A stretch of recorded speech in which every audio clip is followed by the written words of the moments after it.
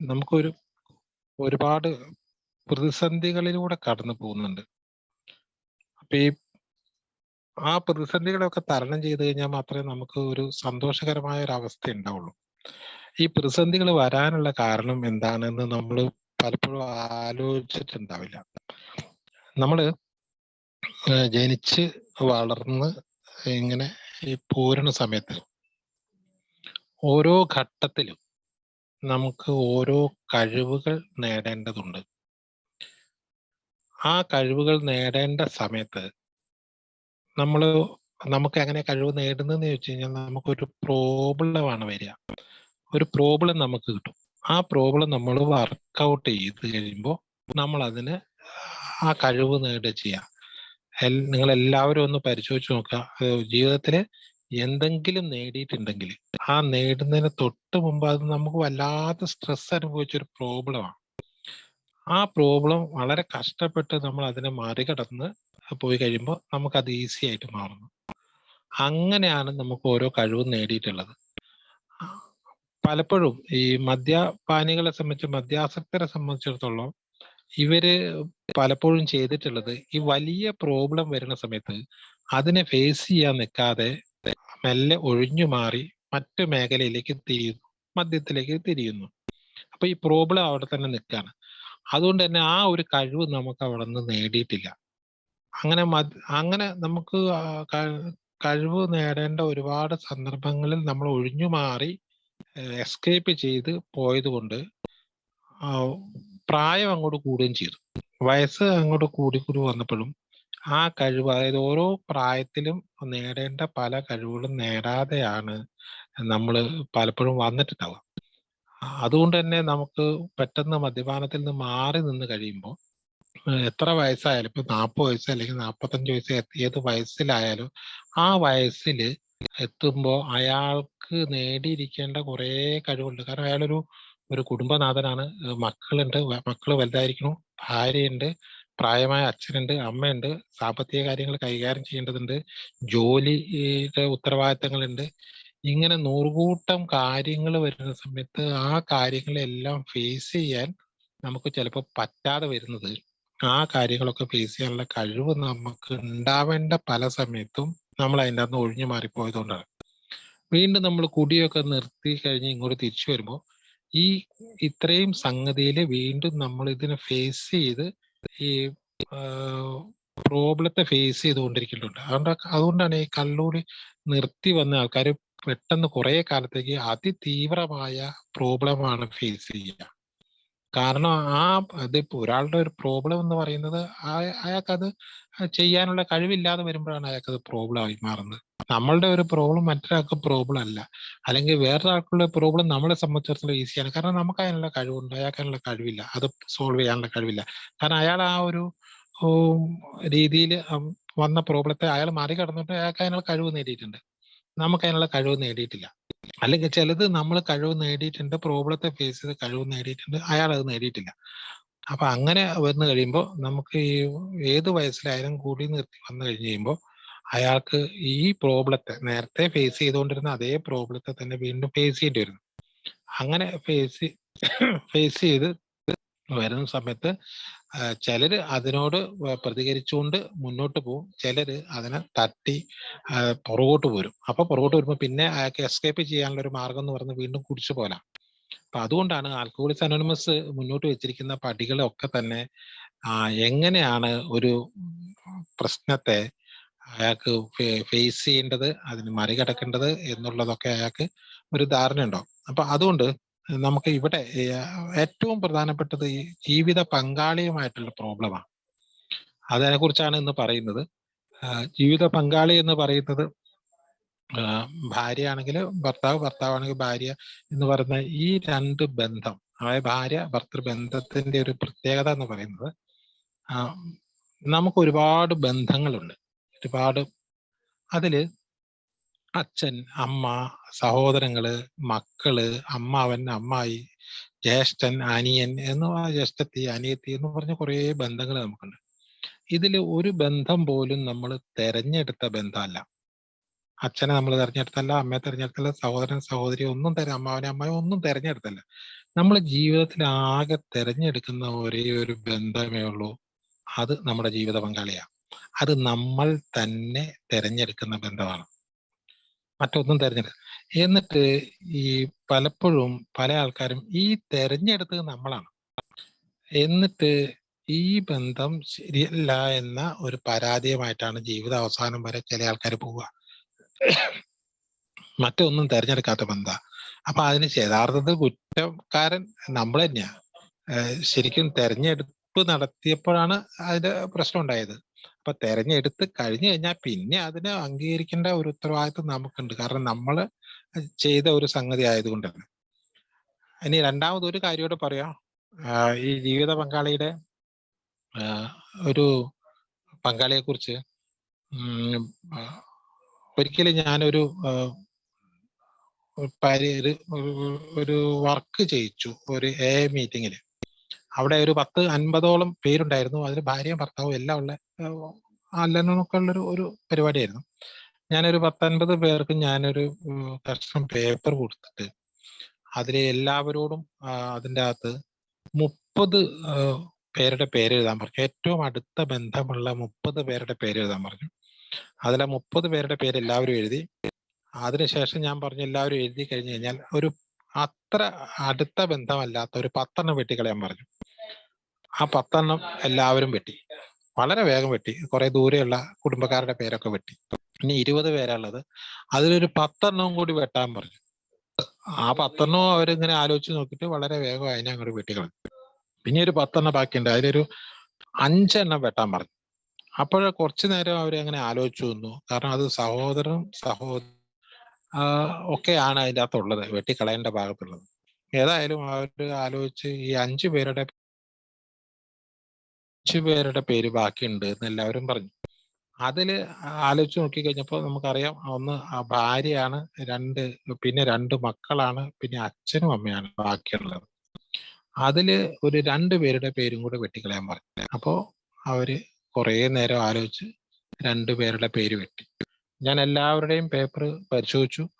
അപ്പോ അതില് ഈ 2 പേര് അച്ഛന്റെ അമ്മേന്റെ പേരാ വെട്ടിയത്.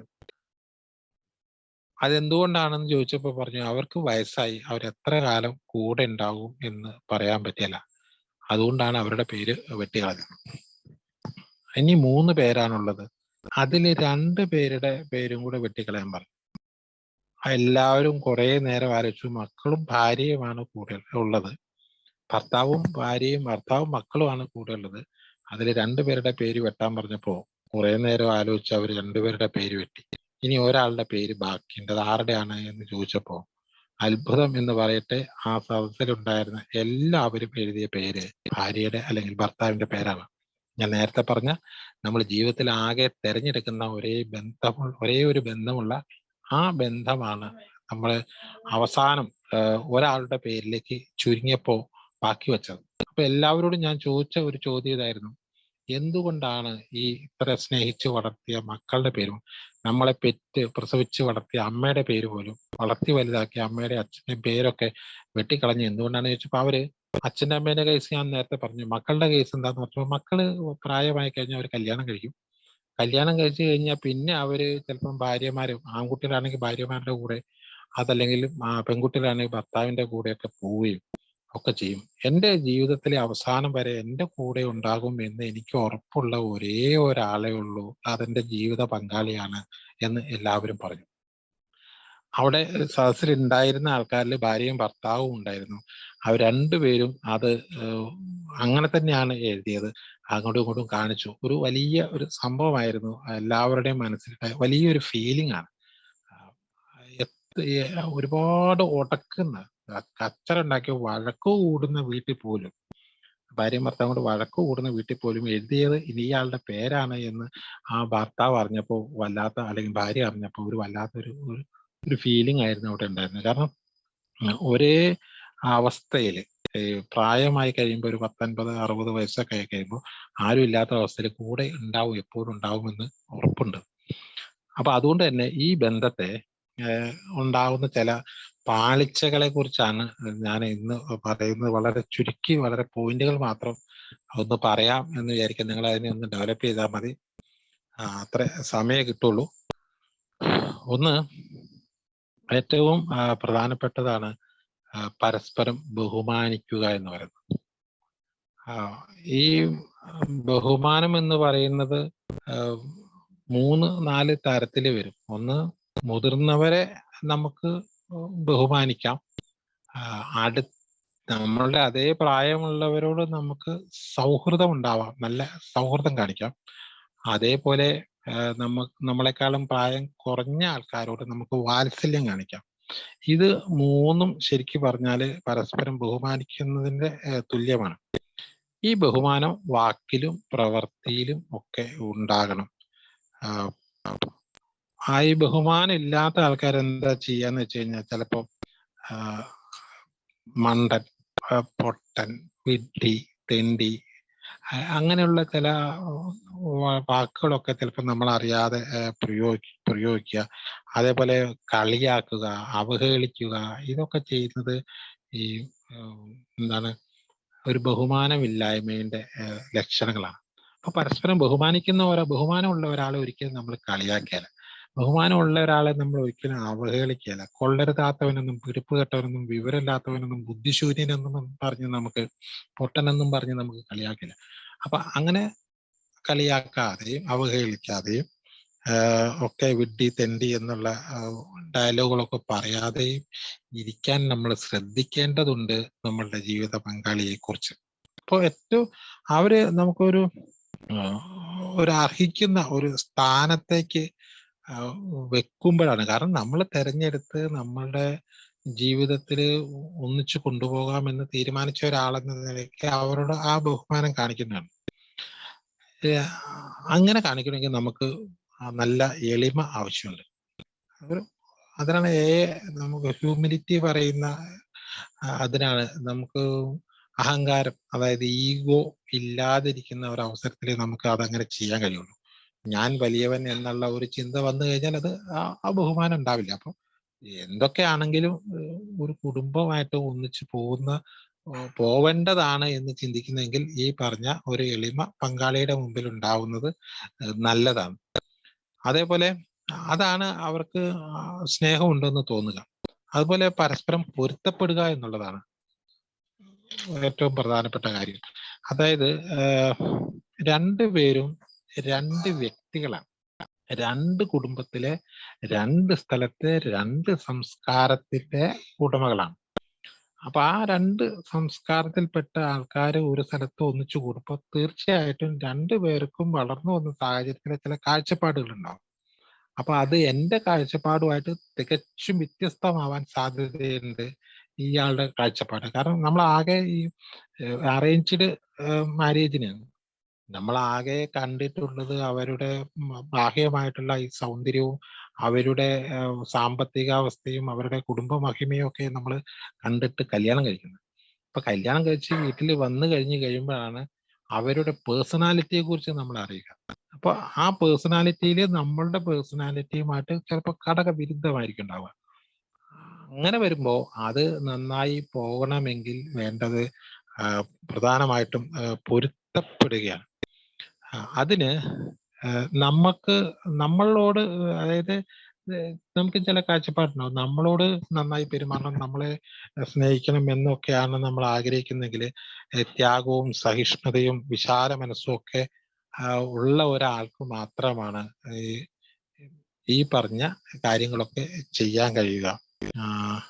അതിന് അവര് എങ്ങനെ ഇങ്ങോട്ട് പെരുമാറണമെന്ന് ആഗ്രഹിക്കുന്നു അതുപോലെ നമുക്ക് അങ്ങോട്ട് പെരുമാറാൻ കഴിഞ്ഞാൽ അവരെ നമുക്ക് മെല്ലെ മെല്ലെ മാറ്റിയെടുത്ത് കൊണ്ടുവരാൻ കഴിയും.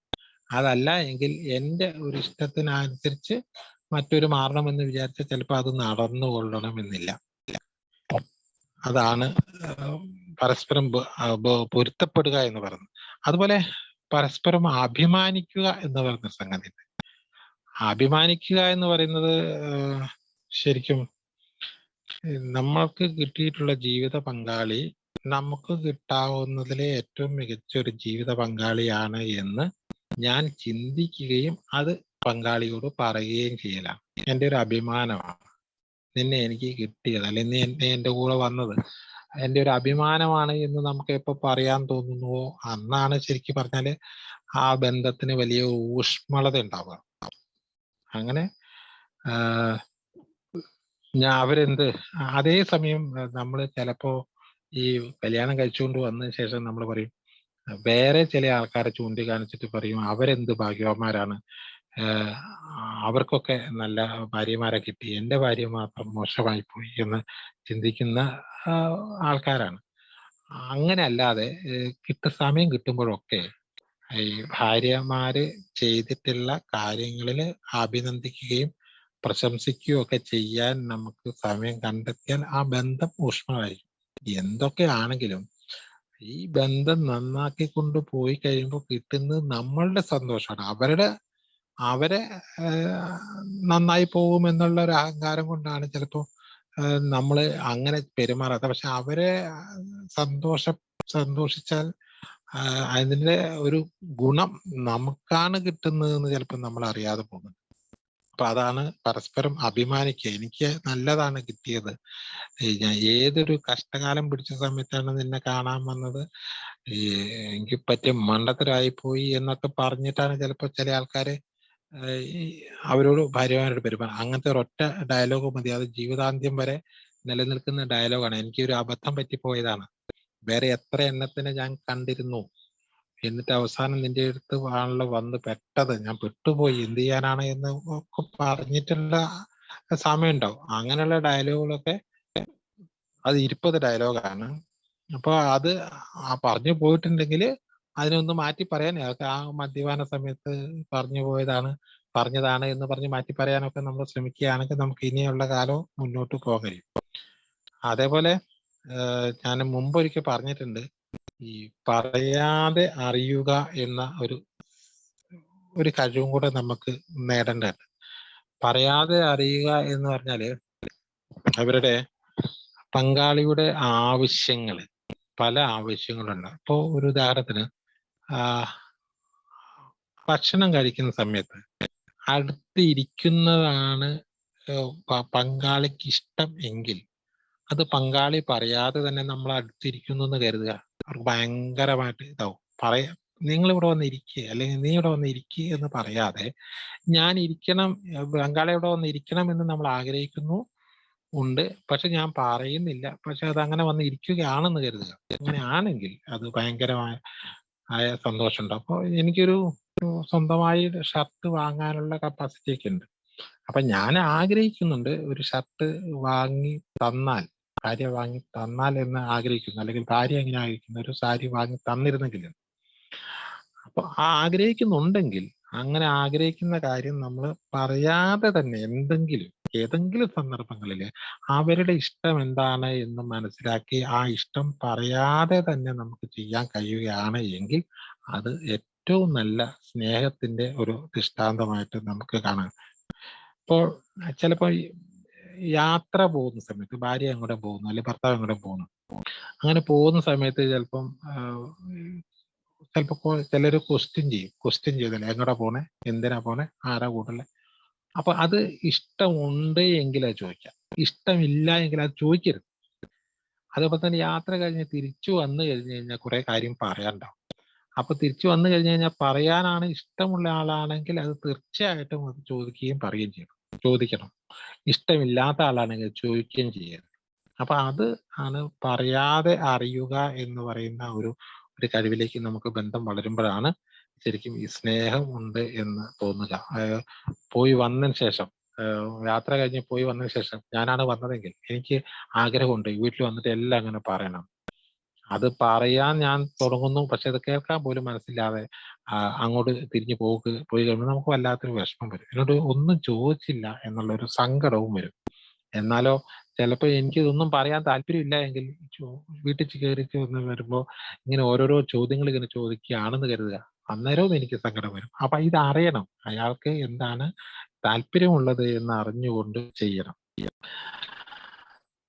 മറ്റൊരു പ്രധാന കാര്യം പരസ്പരം അംഗീകരിക്കുക എന്ന് പറഞ്ഞാല് ഒരാള് അയാളുടെ സാധാരണ ജീവിതത്തില് ചെയ്യുന്ന കുറെ കാര്യങ്ങളുണ്ട്.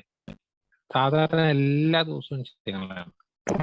ഇപ്പം ഭർത്താവാണെങ്കിൽ ജോലിക്ക് പോകുന്നു, അല്ലെങ്കിൽ ഭാര്യയാണെങ്കിൽ ജോലിക്ക് പോകുന്നു. ജോലി കഴിഞ്ഞ് വീട്ടിൽ വന്ന് വീട്ടിൽ കുറെ ജോലികൾ ചെയ്യുന്നു. ഇതൊക്കെ എല്ലാവരും അവരവർ ചെയ്യണമല്ലോ. ഇതിലിപ്പോ എന്താണ് പ്രത്യേകിച്ച് പറയാനുള്ളത് എന്ന് നമ്മളിങ്ങനെ ആലോചിക്കും. പക്ഷെ ഇതിൽ പറയാനുണ്ട്. അതായത് അയാൾ ആ പണി ചെയ്തില്ല എങ്കിൽ നമുക്ക് ഭയങ്കര പ്രശ്നമാണ്.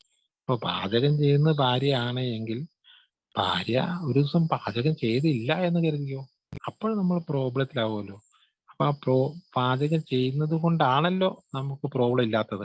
അങ്ങനെ സാധാരണ നിരന്തരം ചെയ്യുന്ന ഒരു ജോലിയെ നമ്മൾ ഒരു വലിയ ജോലിയായി കാണാത്തത് കൊണ്ട് അതിനെക്കുറിച്ച് പ്രത്യേകിച്ച് ഒന്നും പറയാറില്ല. പക്ഷേ ആ ചെയ്യുന്ന പണി, കഷ്ടപ്പെട്ട് ചെയ്യുന്ന പണി നമ്മൾ കണ്ടു, അല്ലെങ്കിൽ ഞാനത് അംഗീകരിച്ചു, ഞാനത് മനസ്സിലാക്കുന്നുണ്ട് എന്ന് മറ്റവർക്ക് മനസ്സിലാവാൻ വേണ്ടി നമ്മൾ അതിനെ ഒന്ന് അഡ്രസ്സ് ചെയ്യേണ്ടതുണ്ട്. അതിനാണ് അംഗീകാരം എന്ന് പറയുന്നത്. അതിന് ഇത് പറയാം, ഓ ഇന്ന് മുറിയൊക്കെ നല്ല വൃത്തിയായിട്ടുണ്ടല്ലോ, ഇന്ന് സാധനങ്ങളൊക്കെ അടുക്കി വളരെ ഭംഗിയായി വെച്ചിട്ടുണ്ടല്ലോ, അതിനുള്ള കഴിവ് നിനക്ക് നല്ല കഴിവുണ്ട്, അതേപോലെ ഇന്ന് പാചകം മനോഹരമായിട്ടുണ്ട് എന്ന് തുടങ്ങിയിട്ടുള്ള ഒരു ചെയ്യുന്ന പണി ചെയ്യുന്നത് ഞാൻ കണ്ടു എന്ന്. അപ്പൊ നിങ്ങള് ഭർത്താവാണേലും ചെയ്യുന്ന ഏതെങ്കിലും ഒരു പണിക്ക് അങ്ങനെ ചെയ്യുന്നത് കണ്ടു, ഓഹോ അത് നന്നായിട്ടുണ്ട് എന്ന് പറയുന്നതാണ് അംഗീകാരം എന്ന് പറയുന്നത്. ഈ സാരി ഉടുക്കുന്നു അല്ലെങ്കിൽ ചുരിദാർ ഇടുന്നു, അപ്പൊ അത് സാധാരണ ഏതെങ്കിലും ഒരു ചുരിദാർ എടുത്തിരുന്നു, പക്ഷെ ഈ ചുരിദാർ നിനക്ക് ചേരുന്നുണ്ട് എന്ന് പറയുമ്പോൾ അതിനൊരു അംഗീകാരമാണ്. ഇത് ഷർട്ട് നിങ്ങൾക്ക് ചേരുന്നുണ്ട് എന്ന് പറയുമ്പോൾ ഒരു അംഗീകാരം. അപ്പൊ അത് ഏതായാലും എവിടേക്കും പോകുമ്പോൾ ഷർട്ട് ഇടുകയും സാരി ഉടുക്കുകയും ഒക്കെ ചെയ്യുന്നുണ്ടല്ലോ. അപ്പൊ അതിലിപ്പോ പ്രത്യേകിച്ച് എന്ത് പറയാനിരിക്കുന്നു എന്നാണ് നമ്മൾ വിചാരിക്കുക. അതിൽ ചില കാര്യങ്ങൾ പറയാനുണ്ട്. ആ പറയുന്ന എന്തിനാണ് എന്ന് ചോദിച്ചാൽ അതാണ് നമ്മൾ അവരാ ചെയ്യുന്ന കാര്യം നമ്മൾ കണ്ടു എന്നുള്ളതിന് അവർക്ക് കൊടുക്കുന്ന ഫീഡ്ബാക്ക്. അതാണ് അംഗീകാരം എന്ന് പറഞ്ഞ സാധനം. അത് വലിയ എഫക്റ്റ് ഉണ്ടാക്കുന്ന ഒരു സാധനമാണ്. നല്ല, എന്നാലോ പ്രത്യേകിച്ച് ചെലവൊന്നുമില്ല, ഒന്നുമില്ല. അതുപോലെ ഉള്ള ഒരു പ്രധാനപ്പെട്ട അംഗീകരിക്കുക എന്നുള്ളതിനൊപ്പം തന്നെ സ്നേഹം എന്ന് പറയുന്ന സാധനം. സ്നേഹം ചിലവര് പറഞ്ഞേക്കാം അയാൾക്ക് സ്ഥിര സ്നേഹമില്ല, അല്ലെങ്കിൽ അവർക്ക് തീരെ സ്നേഹമില്ല എന്ന് പറഞ്ഞു. സ്നേഹമില്ല എന്നല്ല യഥാർത്ഥ ശരി, സ്നേഹിക്കുന്നില്ല എന്നുള്ളതാണ്. അതായത് സ്നേഹിക്കുന്നുണ്ട് എന്ന് എനിക്ക് ബോധ്യപ്പെടുന്നില്ല, എന്നാലോ ഇവർക്ക് ഭയങ്കര സ്നേഹം ഉണ്ടായിരിക്കും. പക്ഷെ സ്നേഹിക്കുന്നുണ്ട്, ഉണ്ടാവുകയും ചെയ്യും, പക്ഷെ അത് എനിക്ക് ബോധ്യപ്പെടുന്നില്ല. അപ്പൊ സ്നേഹിക്കുന്നുണ്ട് എന്ന് മറ്റേ ആൾക്ക് ബോധ്യപ്പെടുന്ന കുറെ ലാംഗ്വേജസ് ഉണ്ട്. നിങ്ങൾ ചിലപ്പോൾ കേട്ടിട്ടുണ്ടാവും, 5 ലവ് ലാംഗ്വേജസ്. അതില് ആ ലാംഗ്വേജസ് നമുക്ക് ശരിക്കും തറവായിട്ടുണ്ടെങ്കിൽ നമുക്കത് സ്നേഹം പ്രകടിപ്പിക്കാൻ കഴിയും. അതായത് ഒന്ന്, നമ്മൾ സ്നേഹിക്കുന്നുണ്ടെന്ന് പറയലാണ് ഒരു വലിയ എഫക്റ്റ് ഉള്ള സാധനമാണ് എന്ന് നമുക്കൊക്കെ അറിയാം, പ്രണയിച്ചിട്ടുള്ളവർക്കൊക്കെ അറിയാം. പ്രണയിക്കുന്ന സമയത്ത് എനിക്ക് പ്രണയമുണ്ട് എന്ന് മറ്റേ ആളോട് നേരിട്ട് പറയുക ചെയ്യാം, എനിക്ക് നിന്നെ ഇഷ്ടമാണ്, എനിക്ക് നിന്നെ വല്ലാതെ ഇഷ്ടമാണെന്ന് പറയാം. അപ്പൊ ആ ഇഷ്ടമാണ് എന്ന് പറയുന്നതിൽ മിക്കവാറും അവരങ്ങോട്ട് പൊങ്ങിപ്പോവും. പക്ഷെ കല്യാണം കഴിച്ചതിന് ശേഷം ചിലപ്പോൾ അങ്ങനെ ഇഷ്ടമാണ് എന്ന് ഇപ്പം പറഞ്ഞിട്ടുണ്ടാവില്ല. അപ്പൊ അങ്ങനെ പറയാനുള്ള ഒരു മനസ്സുണ്ടെങ്കിൽ അതൊരു വലിയ എഫക്റ്റാണ്. അതായത് വെർബലായിട്ട്, വോക്കലായിട്ട് നമ്മൾ ഇഷ്ടം പറയുക നേരിട്ട് ഒരു കാര്യം, അതാണ് ഒരു ലാംഗ്വേജ്. രണ്ടാമത്തത് ക്വാളിറ്റി ടൈമാണ്. അതായത് നമ്മൾ വീട്ടിലൊക്കെ ഒന്നിച്ച് ഇരിക്കുക, ഒന്നിച്ചിരുന്ന് വർത്തമാനം പറയുക, ഒന്നിച്ച് യാത്ര പോവുക, ഒന്നിച്ച് ഭക്ഷണം കഴിക്കുക, ഒന്നിച്ച് ഒരു ജോലി ചെയ്യുക, ഒന്നിച്ച് ചോറുണ്ടാക്കുക, ഒന്നിച്ച് കറി ഉണ്ടാക്കുക, ഒന്നിച്ച് കാര്യങ്ങൾ ചെയ്യുന്ന ഒരു സമയം അങ്ങനെ ചെയ്യുന്നുണ്ട് എങ്കിൽ അത് ഒപ്പം ഉണ്ട് എന്നൊരു തോന്നൽ വരുമ്പോൾ അത് സ്നേഹത്തിന്റെ ഒരു ലാംഗ്വേജാണ്. അതുപോലെ വേറെ ഒരു ലാംഗ്വേജ് ആണ് നമ്മൾ അപ്രതീക്ഷിതമായി കൊടുക്കുന്ന ചില ഗിഫ്റ്റുകൾ. ഗിഫ്റ്റ് എന്ന് വെച്ച് കഴിഞ്ഞാൽ വലിയ ഗിഫ്റ്റ് ഒന്നും വേണമെന്നില്ല. പിറന്നാളിന്, ബർത്ത്ഡേക്ക് അപ്രതീക്ഷിതമായി കൊടുക്കുന്ന ഗിഫ്റ്റുകളാവാം. ബർത്ത്ഡേക്ക് അല്ലാതെ തന്നെ നമ്മൾ എവിടെയെങ്കിലും യാത്രയൊക്കെ പോയി വരുമ്പോൾ നമ്മൾ എന്തെങ്കിലും ഒരു സാധനം വാങ്ങിയിട്ട് സ്പെഷ്യലായിട്ട് വാങ്ങിയിട്ട് ചെറുതായാലും വാങ്ങി കൊണ്ടുപോയിട്ട് നമ്മൾ കൊണ്ട് കൊടുക്കുന്നത് കരുതുക. അപ്പൊ അതൊരു ഭയങ്കരമായ ഒരു എഫക്റ്റ് ഉണ്ടാക്കുന്ന സാധനമാണ്. കാരണം ഇത്രയും ദൂരത്ത് 2 ദിവസം യാത്രയ്ക്ക് പോയപ്പോഴും എന്നെ ഓർത്തു എന്ന് ഉള്ളതിന്റെ ഒരു തെളിവാണ് ഒരു സംഗതി വാങ്ങിക്കൊണ്ട് തരുന്നത്. ഞാൻ അവിടെ ചെന്നപ്പോൾ ഞാൻ നിന്റെ കാര്യം ഓർത്ത് ഞാൻ ഇത് നിനക്ക് ഇഷ്ടമായിരിക്കും എന്ന് വിചാരിച്ചു ഞാനിത് വാങ്ങി എന്നും പറഞ്ഞിട്ട് കൊണ്ടുപോയി കൊടുക്കും. ചിലപ്പം 10 രൂപയുടെ സാധനമായിരിക്കും ഉണ്ടാവുക. അത് മതി. അങ്ങനെ കൊണ്ടുപോയി കൊടുക്കുന്നത് ചിലപ്പോൾ മിഠായി ആണെങ്കിലും മതി. അത് കൊണ്ടേ അപ്രതീക്ഷിതമായി കൊടുക്കുകയാണെങ്കിൽ നമ്മൾ പുറത്തു പോയിട്ട് ഇരിക്കുന്ന സമയത്ത് പോലും എന്നെ ഓർത്തു എന്ന് പങ്കാളി ഉണ്ടാവാനുള്ള സാധ്യതയുള്ള ഒരു സാധനമാണ് അപ്രതീക്ഷിതമായിട്ടുള്ള ഈ ചെറിയ ചെറിയ ഗിഫ്റ്റുകൾ. അതായത് അതുപോലെ തന്നെ ഈ ബർത്ത്ഡേ, അതുപോലെ തന്നെ വിവാഹ വാർഷികം തുടങ്ങിയിട്ടുള്ള സമയങ്ങളിലൊക്കെ അവര് അറിയാതെ അവര് പറയാതെ അവർക്കൊരു ചെറിയ ഗിഫ്റ്റ് കൊടുക്കുന്നതൊക്കെ ഒരു ലാംഗ്വേജ് ആണ്. അതുപോലെ ഉള്ള മറ്റൊരു ലാംഗ്വേജ് ആണ് ഈ ടച്ചിങ് എന്ന് പറയുന്നത്. ചേർത്ത് പിടിക്കുക, കൈ കൊടുക്കുക എന്നുള്ള ഹസ്തദാനം പോലും വന്നിട്ടുള്ളത്, സ്നേഹപ്രകടനത്തിന് വന്നിട്ടുള്ളത്, ഷേക്ക് ഹാൻഡ് വന്നിട്ടുള്ളത് നമ്മളൊന്ന് ടച്ച് ചെയ്യുമ്പോൾ ഒരു പ്രത്യേക എഫക്റ്റാണ് മറ്റേയാളുടെ ദേഹത്ത്. ഇപ്പൊ നമ്മൾ ചെറിയ കുട്ടികളൊക്കെ ഇങ്ങനെ എടുക്കും, തോളത്ത് അല്ലെങ്കിൽ എളിയിലേക്ക് എടുക്കും. അപ്പൊ അത് സ്നേഹം ഉണ്ടെന്ന് തോന്നുന്നു. കുറച്ചും കൂടി വലിയ കുട്ടിയാണെങ്കിൽ നമ്മളിങ്ങനെ ചേർത്ത് പിടിക്കും. അങ്ങനെ തോളത്ത് കൈ, സുഹൃത്തുക്കളാണെങ്കിൽ നമ്മൾ തോളത്ത് കൈയിട്ട് നടക്കും, കൈ കോർത്ത് പിടിച്ച് നടക്കും, തോളത്ത് കൈയിട്ട് പിടിച്ച് നടക്കും, ഇതൊക്കെ ചെയ്യും. അത് അങ്ങനെയൊക്കെ കാണിക്കുന്നത് സ്നേഹത്തിന്റെ ഒരു പ്രകടനമാണ്. അപ്പൊ നമ്മൾ വീട്ടില് ഈ പങ്കാളിയെ നമ്മൾ ടച്ച് ചെയ്യുന്നുണ്ടോ എന്നുള്ളതാണ്. ഇപ്പൊ ചേർത്ത് പിടിക്കുക, കെട്ടിപ്പിടിക്കുക, ഉമ്മ കൊടുക്കുക എന്ന് പറഞ്ഞ സംഗതികളൊക്കെ ഈ സ്നേഹത്തിന്റെ ഒരു ഇതാണ്. ഉമ്മ കൊടുത്തോളന്നില്ല, ചേർത്ത് പിടിക്കുക, കൈ കൊടുക്കുക, ഒന്ന് തൊടുക എങ്കിലും ചെയ്യുക, അത് ഒരു വലിയ ലാംഗ്വേജസ് ആണ്. അപ്പൊ അങ്ങനത്തെ ചില സ്നേഹ പ്രകടനങ്ങളെ കുറിച്ച് നമുക്ക് ചിലപ്പോൾ അറിയാത്തത് കൊണ്ട് നമ്മൾ സ്നേഹം ഉള്ളിൽ വെച്ച് എന്നാൽ അത് മറ്റവർക്ക് മനസ്സിലാവാതെ പോകുന്ന സന്ദർഭങ്ങളുണ്ട്. അപ്പൊ ഇതൊക്കെ നമുക്ക് ചെറുതായിട്ട് വലിയൊരു ചെലവില്ലാതെ ചെയ്യാവുന്ന ചില സംഗതികളാണ്. അതുപോലെയുള്ള മറ്റൊരു സംഗതിയാണ് നമ്മൾ ഈ ഏകാധിപത്യം ഉപേക്ഷിക്കുക. ഏകാധിപത്യം വെച്ചാൽ നമ്മള് ഭാര്യമാര് അല്ലെങ്കിൽ ഭർത്താക്കന്മാരെന്ന് പറഞ്ഞാല് ഉടമസ്ഥനല്ല നമ്മള്. ഭാര്യയുടെ ഉടമസ്ഥനല്ല നമ്മള്. ഭർത്താവിന്റെ എന്താ പറയാ, ഭർത്താവ് ഭാര്യയുടെ ഉടമസ്ഥനല്ല, ഭാര്യ ഭർത്താവിന്റെ ഉടമസ്ഥനല്ല. മറിച്ച് കാര്യസ്ഥനാവുക. ഉടമസ്ഥനല്ല, കാര്യസ്ഥനാവുക. പങ്കാളിയുടെ കാര്യസ്ഥനാവാൻ ശ്രമിക്കുകയാണെങ്കിൽ ഒരുപാട് മെച്ചമുണ്ട്. അതായത് ഞാൻ പറയും, ഞാൻ തീരുമാനിക്കും എന്നുള്ള ഒരു സംഗതി ഉണ്ട്. ഇത് ജീവിതത്തിൽ ധാരാളം പ്രശ്നങ്ങൾ ഉണ്ടാക്കുന്ന സാധനമാണ്. മറ്റുള്ളവരുടെ വ്യക്തിത്വത്തെ കുറിച്ച് നമ്മളത് പരിഗണിക്കുന്നതേയില്ല. അവരും ഒരു വ്യക്തിയാണ്, അവർക്കും ചില ദൗർബല്യങ്ങളും ഒക്കെയുള്ള ആളാണ്. അതുകൊണ്ട് അവരുടെ ഈ ദൗർബല്യങ്ങളെ ഞാൻ എന്താ പറയാ, ആധിപത്യം സ്ഥാപിക്കുമ്പോൾ നമ്മൾ മിക്കവാറും മറ്റേ ആളുടെ ദൗർബല്യങ്ങളെ നമ്മൾ ചൂണ്ടിക്കാണിച്ച് പറയും. അത് കഴിയില്ല, അതിന് പറ്റില്ല, അതിന് കുറവുണ്ട്, ഇതിങ്ങനെ കുറവുണ്ട് എന്നുള്ള സംഗതിയെ നമുക്ക് ചൂണ്ടിക്കാണിച്ച് പറയാനുള്ള പ്രവണത കാണിക്കും.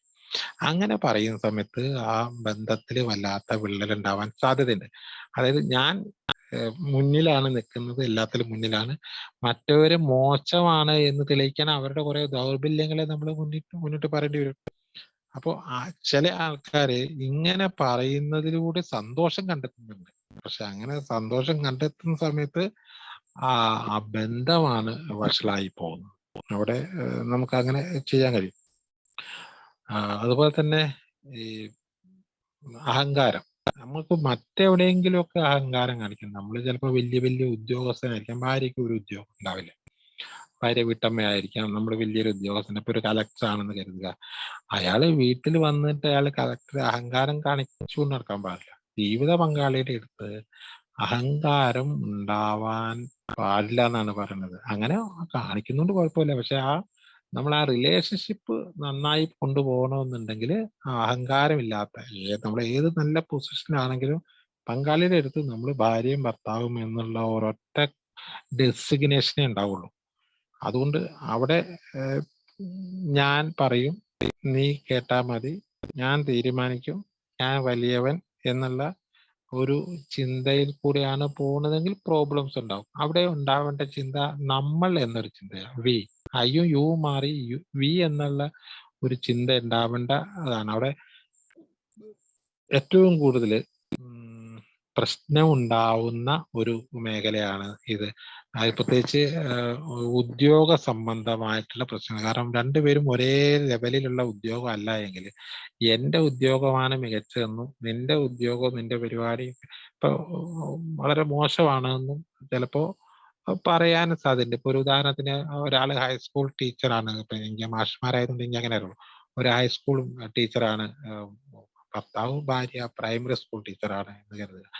അങ്ങനെയാണെങ്കിൽ ചിലപ്പോൾ ഇയാൾ പറയും, നീ ഈ LP സ്കൂളിൽ എന്നാ പഠിപ്പിക്കാനാ, എന്നാ കുട്ടികൾ അവിടെ വരുന്നെന്ന് വെച്ചിട്ട് ഇങ്ങനെ ചിലപ്പോൾ കുറച്ച് കാണുന്ന ഒരു സന്ദർഭം ഉണ്ടെങ്കിൽ അത് അഹങ്കാരത്തിന്റെ ഒരു ലക്ഷണമാണ്. അവിടെ പ്രശ്നങ്ങൾ ഉണ്ടാവാൻ സാധ്യതയുണ്ട്. അവിടെ ഇപ്പോൾ രണ്ടു കൂട്ടരും തുല്യമായിട്ടുള്ള ഒരു അവസ്ഥയാണുള്ളത്. അതുപോലെ ഈ വീട്ടില് നമ്മൾ പലപ്പോഴും സമൂഹത്തിലേക്ക് ഇറങ്ങിക്കഴിഞ്ഞ് കഴിയുമ്പോൾ നമ്മളുടെ ഒരു ഇരട്ട മുഖമുണ്ട്.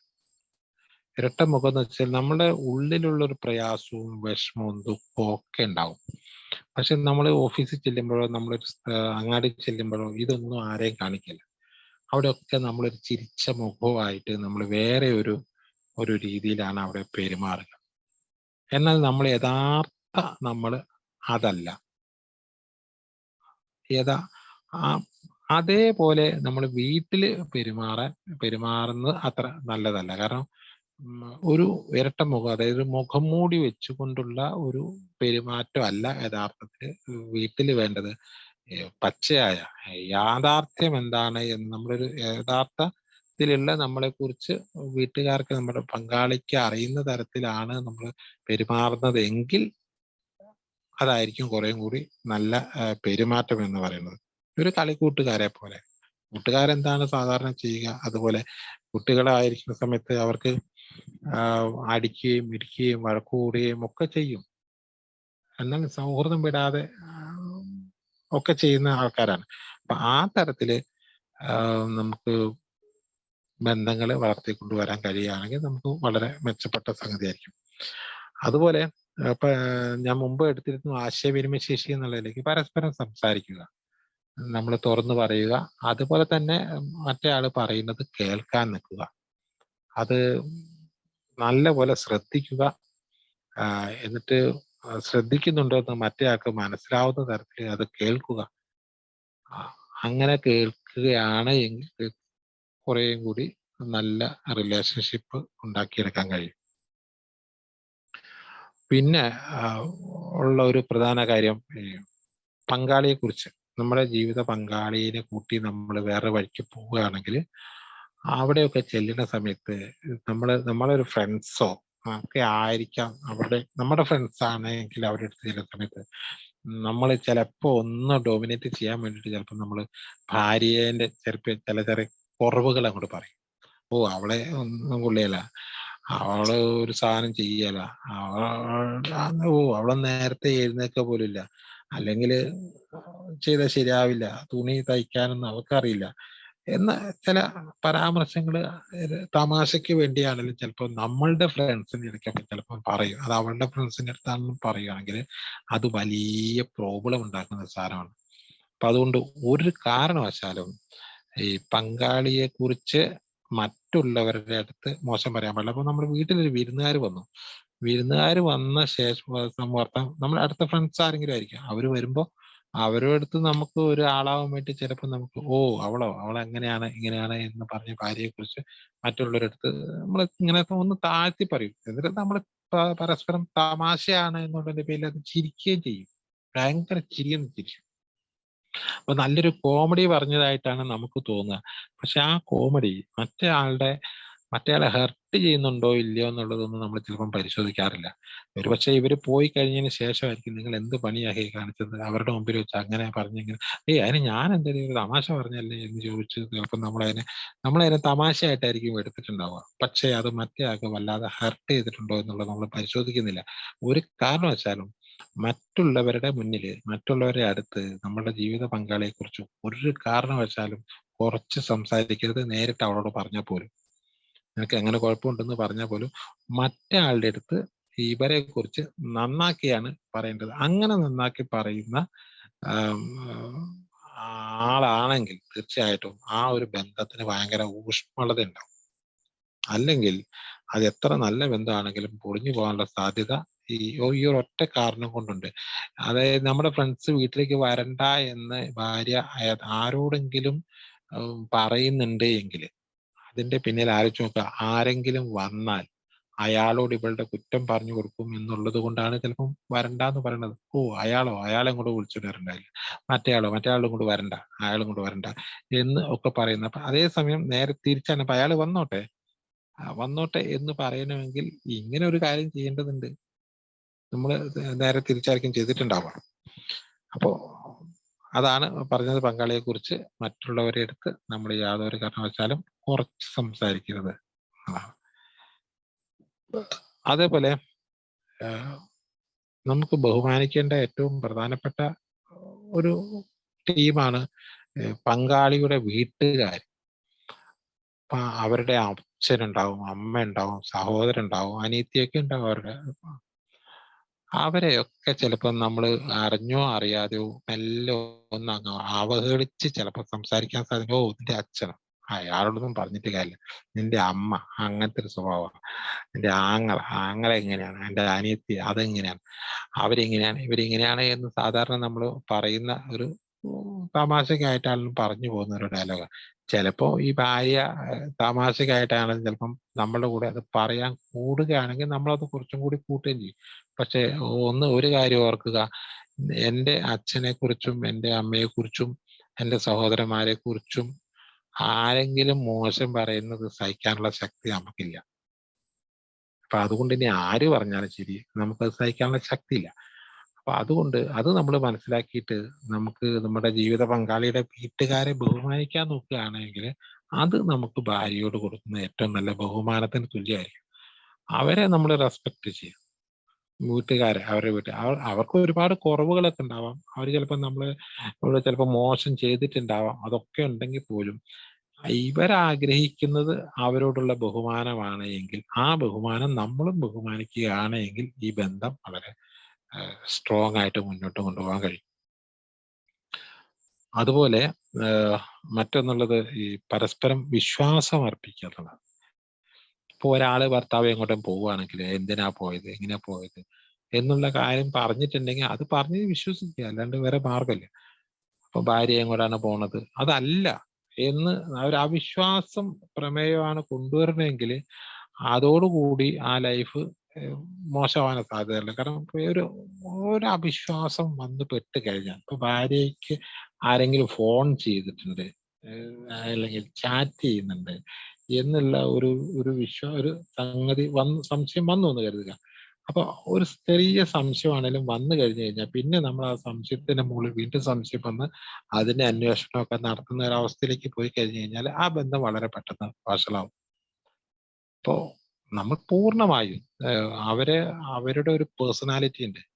അവരുടെ ഒരു പേഴ്സണാലിറ്റിയെ ചോദ്യം ചെയ്യാത്ത രീതിയിൽ അവരെ അങ്ങോട്ട് വിശ്വസിക്കുകയും വിശ്വാസം അർപ്പിക്കുകയും ചെയ്ത് കഴിഞ്ഞു കഴിയുമ്പോൾ അവരുമായിട്ടുള്ള നല്ല ബന്ധം ഉണ്ടാവുക. ഒരു ജോലി ഏൽപ്പിച്ചു കഴിഞ്ഞാൽ ആ ജോലി പൂർണ്ണമായും കൃത്യമായി ചെയ്യുമെന്നും ഉത്തരവാദിത്വം ഏൽപ്പിച്ചു കഴിഞ്ഞാൽ അത് ചെയ്യുമെന്നും കാര്യങ്ങളൊക്കെ ചെയ്യുമെന്നും അങ്ങോട്ട് വിശ്വസിക്കുക.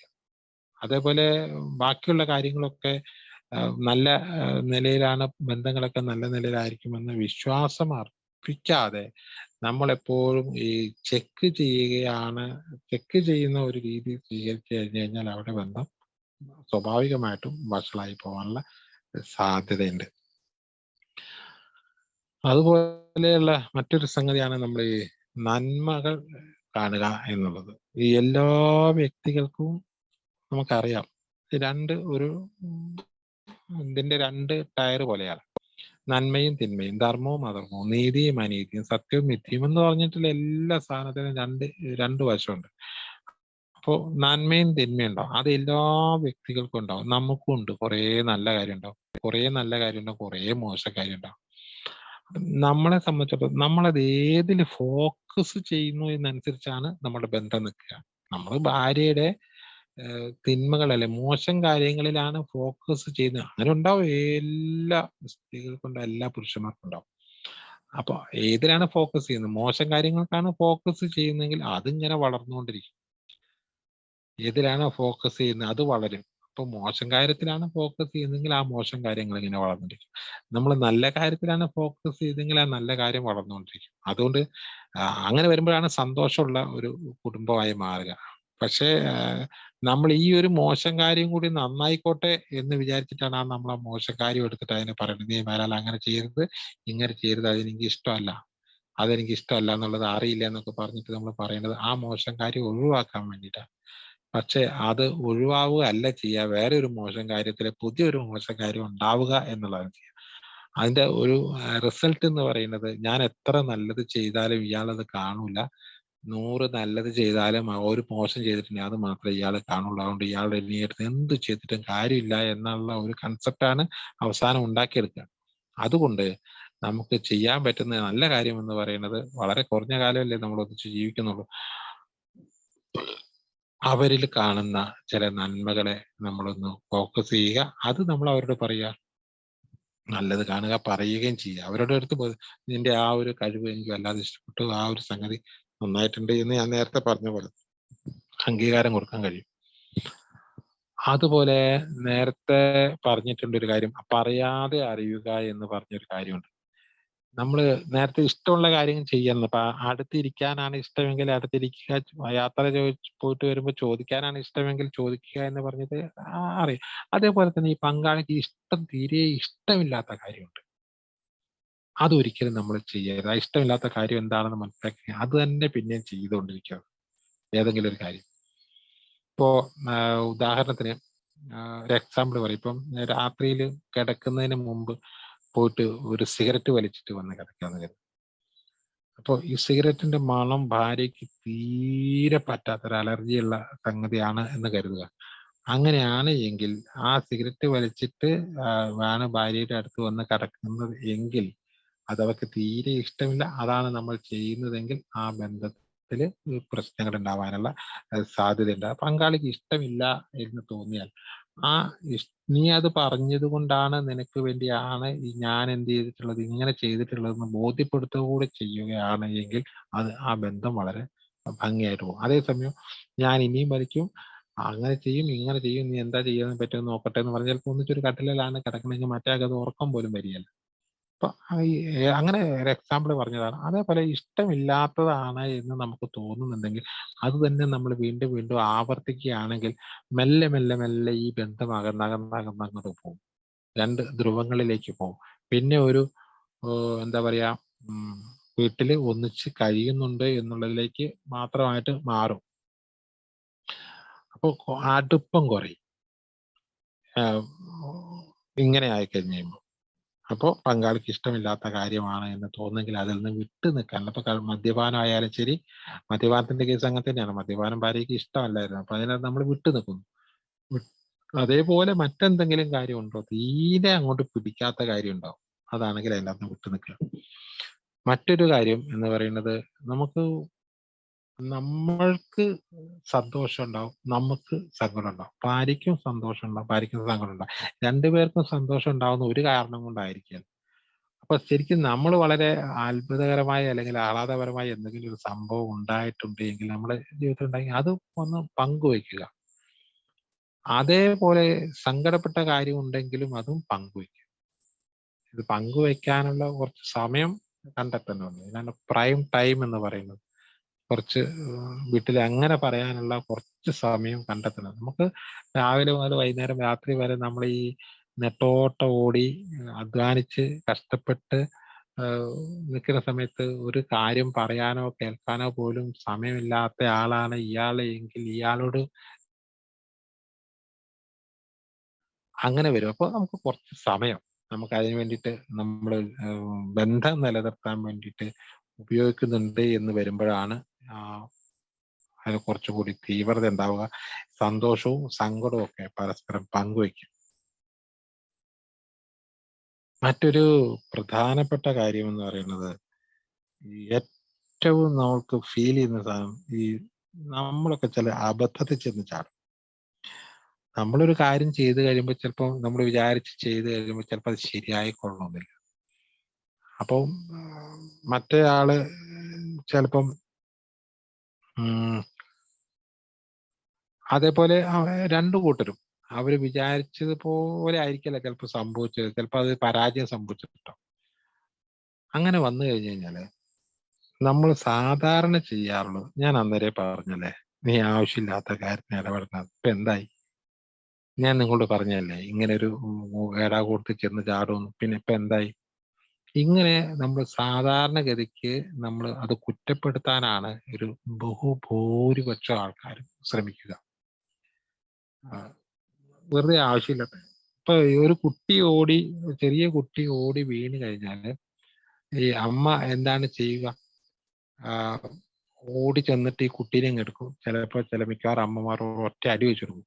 എന്തിനടാ വീണത് എന്ന് ചോദിച്ചിട്ടാണ്. അടി വെച്ച് കൊടുത്തിട്ട്. അപ്പൊ അവിടെ കുട്ടി ഉണ്ടാക്കി വെക്കുന്ന ഒരു ധാരണ എന്ന് പറയുന്നത് വീണതിനല്ല, ആ കുട്ടി വീഴാൻ പാടില്ല എന്നല്ല മനസ്സിലാക്കുക, ഓടാൻ പാടില്ല. ഓടിയതാണ് കുഴപ്പം എന്നാണ് കുട്ടി തിരിച്ചറിയാന്നാ പറയുന്നത്. വീണതിനാണ് അടിച്ചത് എന്നല്ല പറയുന്നത്. ഓടിയത് കൊണ്ടാണല്ലോ വീണത്. അപ്പൊ നമ്മള് ഒരു കുറ്റം പറയുന്ന സമയത്ത് അത് ആ ചെയ്ത കാര്യത്തിന് കുറ്റം പറയും. നീ ആ കാര്യം ചെയ്യുന്നില്ല എന്ന് ആണ് വരിക. മാത്രമല്ല അത് അങ്ങനെ മോശമാവുമെന്ന് വിചാരിച്ചല്ലല്ലോ ചെയ്തത്. നല്ലതാവുമെന്ന് വിചാരിച്ചാ ചെയ്തത്. ചെയ്ത് കഴിഞ്ഞപ്പോഴാണല്ലോ അബദ്ധം പറ്റിയത്. ആ അബദ്ധം പറ്റിയതിന്റെ ഒരു വിഷമം ഓൾറെഡി ഞാൻ തന്നെ അനുഭവിച്ചുകൊണ്ടിരിക്കുകയാണ്.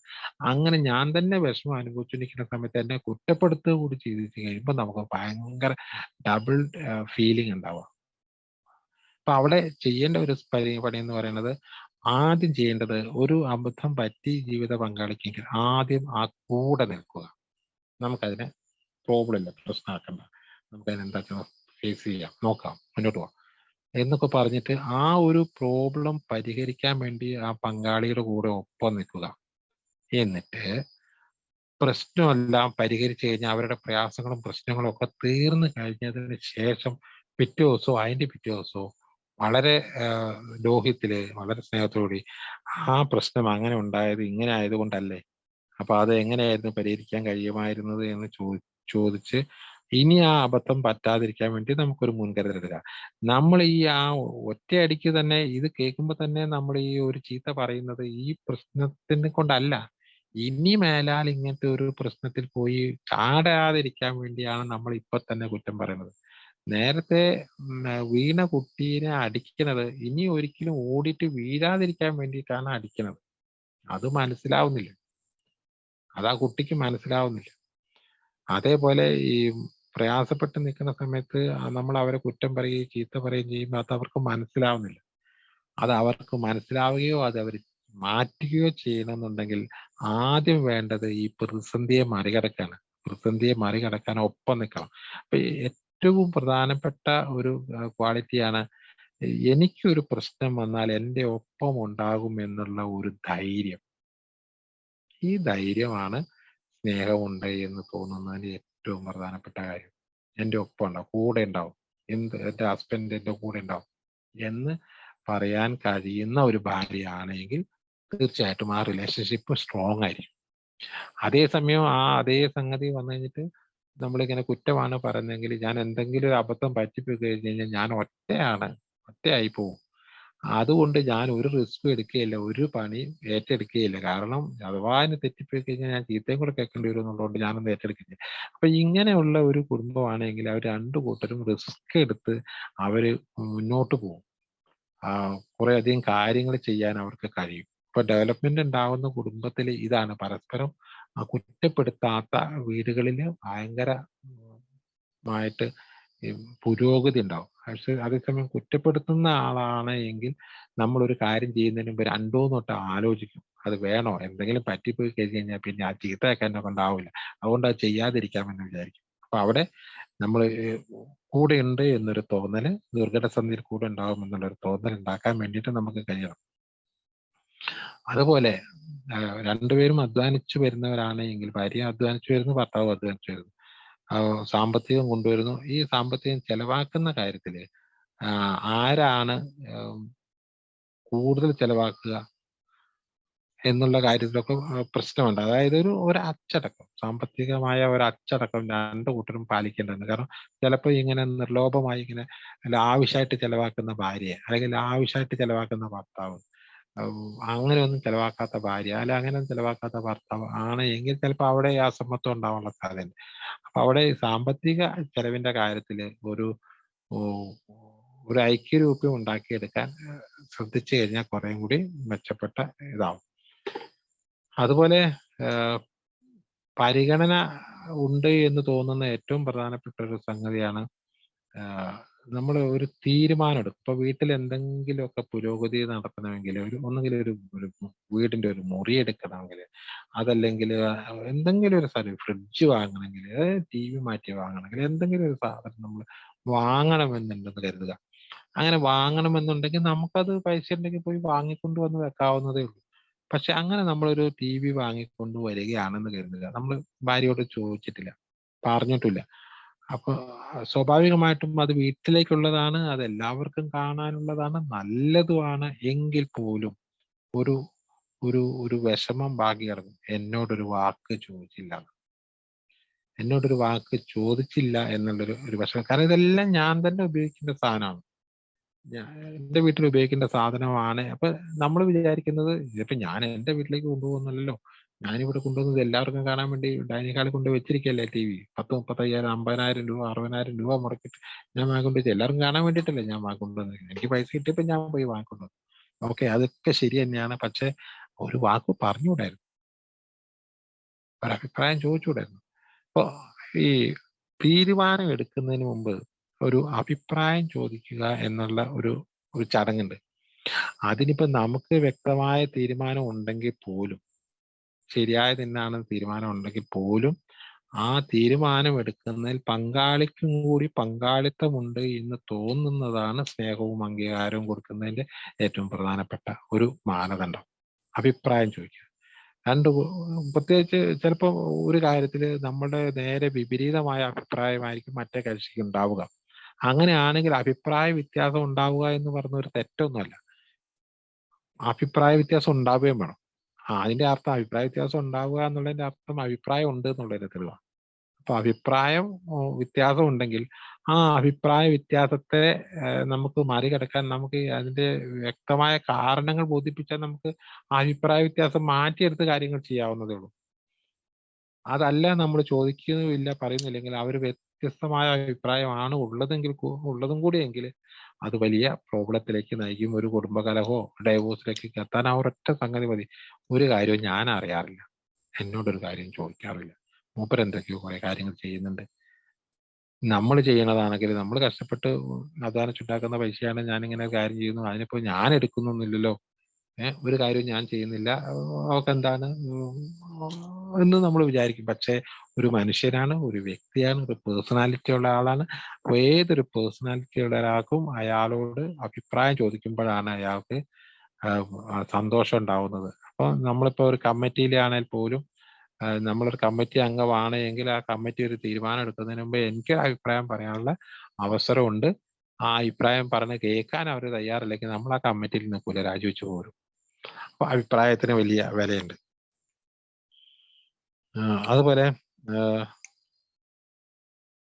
ഭാര്യ, ഞാനൊരു ഭാഗ്യവാനാണ് എന്ന് ശരിക്കും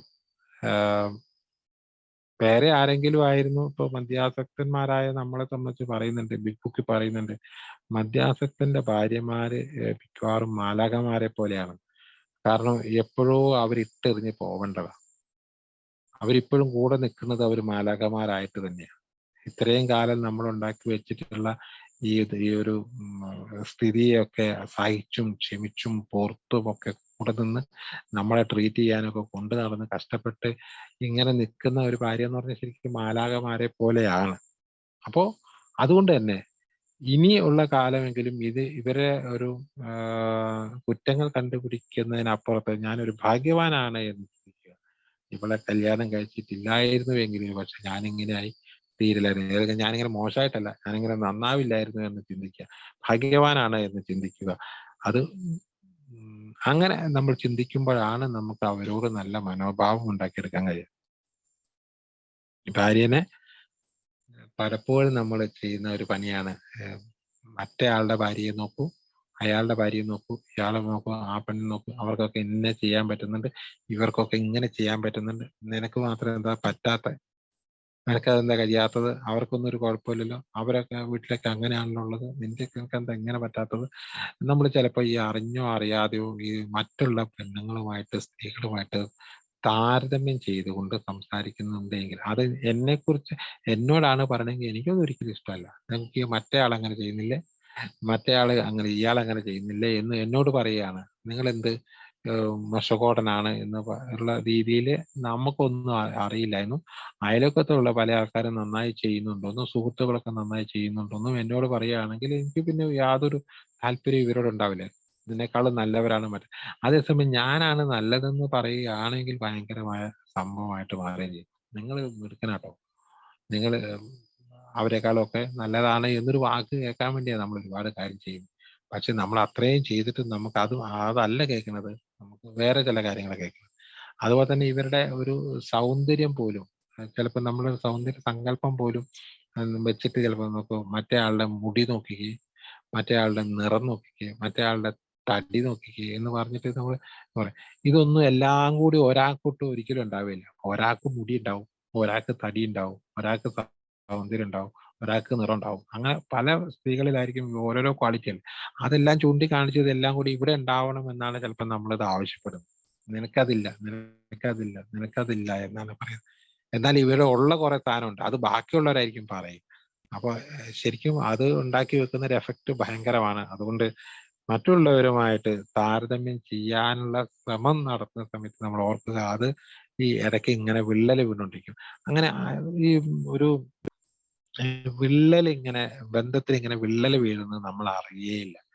ചെറിയ ചെറിയ വിള്ളൽ വീണ് അവിടെ വീണ്ടും വെള്ളം വീണ് അത് ഇങ്ങനെ വലുതായി വലുതായി വലുതായി വലുതായി അവസാനമാകുമ്പോൾ രണ്ട് പരിചയക്കാരെ പോലെ വീട്ടിൽ താമസിക്കുന്ന രണ്ട് പേരായി മാറും. അറിഞ്ഞ് ഈ അടുപ്പം പോയിട്ട് ഒരു അപരിചിതരായ രണ്ട് പേര് സത്രത്തിൽ താമസിക്കുന്ന പോലെ, ഒരു വീടിന്റെ കീഴിൽ ഒരു കൂരയുടെ കീഴിൽ കഴിയുന്ന രണ്ട് അപരിചിതരെ പോലെ പല കുടുംബങ്ങളും കഴിയുന്നത് അപരിചിതരെ പോലെയാണ്. മറ്റേയാൾ എന്താ ചെയ്യണതോ എവിടേക്കാ പോണെന്നോ എന്തൊക്കെയാണുള്ളതെന്നോ ഒന്നും അറിയേയില്ല, ചോദിക്കില്ലാത്ത ഒരവസ്ഥയിൽ പോകുന്ന ഒരുപാട് കുടുംബങ്ങളുണ്ട്. അപ്പൊ അതിന്റെയൊക്കെ കാരണം ഇതിലൊക്കെ തന്നെയാണ്. അതുപോലെ രണ്ടു കൂട്ടർക്കും ഉത്തരവാദിത്തങ്ങളുണ്ടാവും, ജോലികളുണ്ടാവും. ഈ ഉത്തരവാദിത്തങ്ങളും ജോലികളും പരസ്പരം കയറി സഹായിക്കുക. ഞാൻ സഹായിക്കാം, ഞാൻ എന്തെങ്കിലും സഹായിക്കുന്നുണ്ടോ എന്നും പറഞ്ഞിട്ട് അടുക്കളയിലാണ് പണിയെടുക്കുന്നതെങ്കിൽ അവിടെ കറിക്ക് അരിഞ്ഞു കൊടുക്കാനോ ഉള്ളി അരിഞ്ഞു കൊടുക്കാനോ അതല്ലെങ്കിൽ അങ്ങനെ എന്തെങ്കിലും പണിക്ക് ഒന്ന് സഹായിക്കാൻ പോവുകയാണ്. ഇപ്പോൾ ഡ്രസ്സ് അലക്കുകയോ ആണ് എങ്കിൽ അതിന് പോയി, അല്ലെങ്കിൽ ഓഫീസിൽ എന്തെങ്കിലും വർക്ക് ചെയ്യുമ്പോൾ കണക്ക് കൂട്ടുകയാണെങ്കിൽ ഞാൻ കൂടണം എന്ന് ചോദിച്ച് ആ ജോലികളിലൊന്ന് പോയി സഹായിക്കാൻ നിൽക്കുകയാണ് എങ്കിൽ അതൊരു വലിയ ഒരു എഫക്റ്റ് ഉണ്ടാക്കുന്ന സാധനമാണ്, പരസ്പരം ജോലിയിൽ സഹായിക്കുക. അങ്ങനെ നോക്കിക്കഴിഞ്ഞാൽ നമുക്ക് ഒരുപാട് കാര്യങ്ങൾ ചെയ്താലേ നമുക്ക് നമ്മുടെ കുടുംബത്തില് കുറച്ചും കൂടി രസകരമായിട്ട് പോകാൻ കഴിയും. ഇതിനൊക്കെ അൾട്ടിമേറ്റ് ആയിട്ട് പറയാനുള്ള ഒരു സംഗതി, മറ്റേ ആളെ ശരിക്കും മനസ്സിലാക്കാത്തത് കൊണ്ടുണ്ടാവുന്ന ഒരുപാട് പ്രശ്നങ്ങളാണ്. അതായത് നമുക്ക് മറ്റേ ആളെ എത്ര മനസ്സിലാക്കിയാലും ഒരു 70% കൂടുതലൊന്നും നമുക്ക് അയാളെ മനസ്സിലാവില്ല. പരമാവധി 80% മനസ്സിലാവുള്ളൂ. അത് നിങ്ങൾ ചിലപ്പോൾ മനസ്സിലാക്കിയിട്ടുണ്ടാവും. നമുക്ക് ഒരാളെ കുറിച്ച് 4 തരത്തിലാണ് ഒരാളുടെ സ്വഭാവം ഉള്ളതെന്നാ പറയണേ. അതായത് ഒരു സമചതുരം വരച്ചിട്ട് അതിന്റെ നടുവിലൂടെ 2 കള്ളി വരച്ച് 4 കളങ്ങളാക്കി മാറ്റിക്കഴിഞ്ഞാല് അതിൽ ഒന്നാമത്തെ കളം എന്ന് പറയുന്നത് എനിക്കും നിങ്ങൾക്കും അറിയാവുന്ന എന്റെ സ്വഭാവമാണ്. എനിക്കും നിങ്ങൾക്കും അറിയാവുന്ന എന്റെ സ്വഭാവം. എന്റെ സ്വഭാവം എനിക്കും അറിയാം, നിങ്ങൾക്കും അറിയാം. രണ്ടാമത്തെ കോളം എന്ന് പറയുന്നത്